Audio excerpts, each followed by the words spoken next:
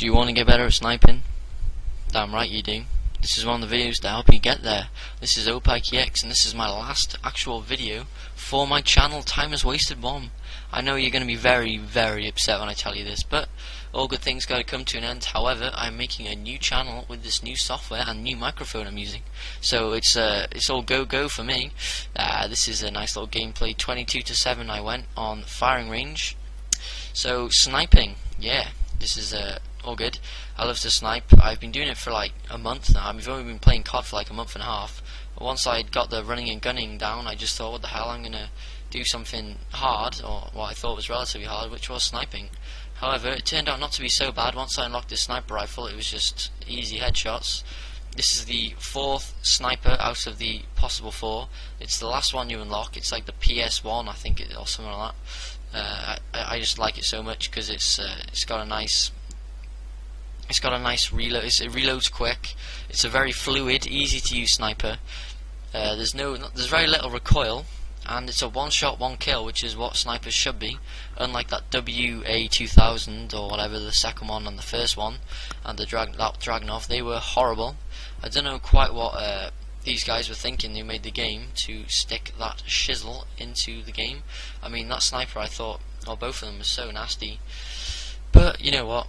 It's okay, because when they make up for it, when they make snipers like these. So as I said earlier in the video, I'm going to be giving you some advice on sniping. There's nothing like that's not obvious really. I mean, as long as you're using good spots. For example, I'll give you a little. My thought process on this spot is basically where I'm looking now up there. That's where they spawn, and also behind me they spawn.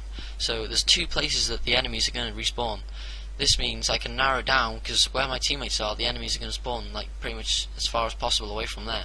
So if the teammates are on my left, then I can narrow down that the enemies are going to be spawning on the right. So it's pretty sweet, because they tend to just keep coming through that same way, and it just gives me easy kills. So here you see that the enemies will keep spawning down here, because like we pretty much trapped them in the spawn, and they just keep coming through, and it's just easy kills. See, that guy was running a straight line, and he probably didn't even see me there. So it's, you know, it's all good in the hood, as they say. So for sniping, positioning is absolutely vital.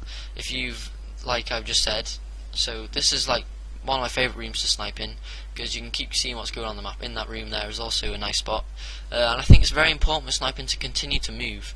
You'll see throughout this video I'll continue to move around this area. I won't stay just in the same spot, because that's just like suicide.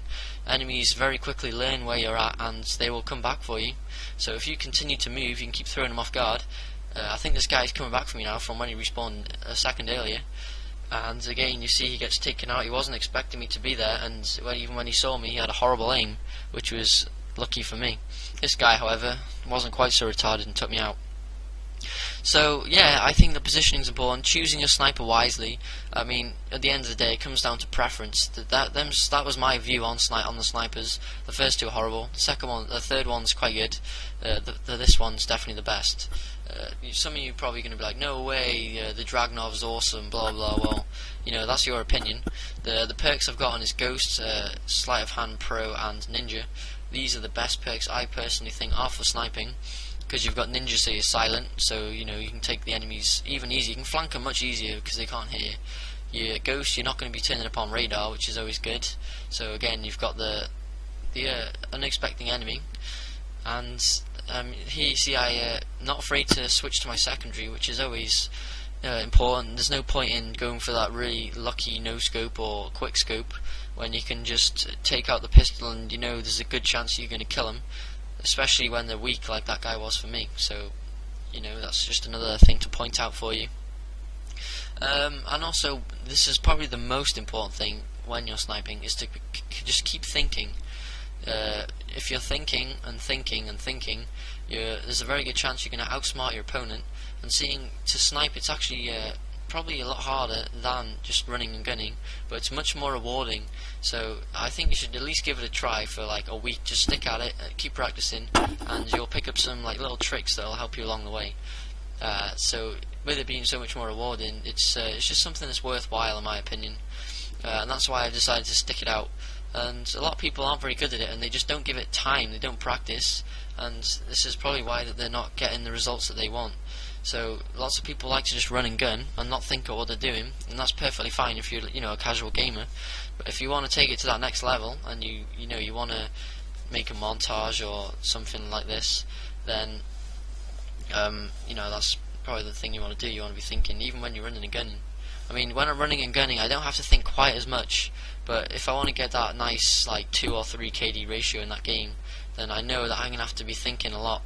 And the same with sniping. It's just the absolute #1.